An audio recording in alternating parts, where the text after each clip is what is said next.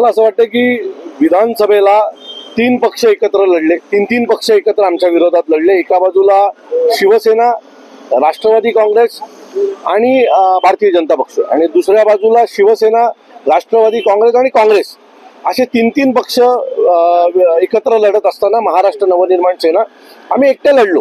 अनेक विविध विधानसभेमध्ये आम्हाला 30, 40, 50 हजार, 70,000 मतदान झालेलं आहे, आणि तो आमच्या एकट्याचा आहे. यांच्यासारखा तीन पक्षांचा एकत्र येऊन आम्हाला मतदान झालेलं नाही. त्यामुळे प्रत्येक प्रभागात, प्रत्येक वॉर्डामध्ये आमची जी काही ताकद आहे ती आम्ही पाहिलेली आहे.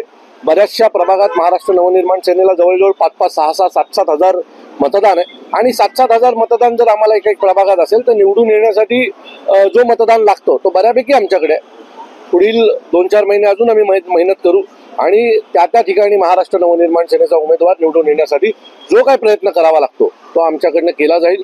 पुढील नजीकच्या काळात सन्माननीय राजसाहेबांच्या प्रत्येक प्रभागवाईज बैठका होतील, शहरावाईज बैठका होतील, आणि सन्माननीय राजसाहेब कशा प्रकारे महानगरपालिकेला सामोरे जायचं याच्या बाबतीतलं कानमंत्र आमच्या सर्व महाराष्ट्र सैनिकांना देतील. मनसे आणि भाजप युती होईल असं देखील गेल्या अर्ध्या दिवसापासून चर्चा सुरू आहे, त्याचे काय?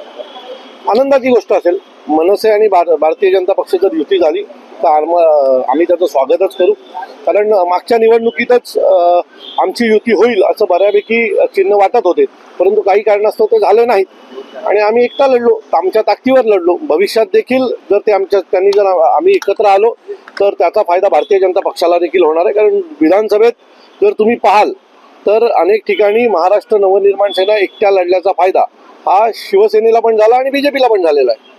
सो बघूया नजीकच्या काळात कशा प्रकारचे निर्णय होतात.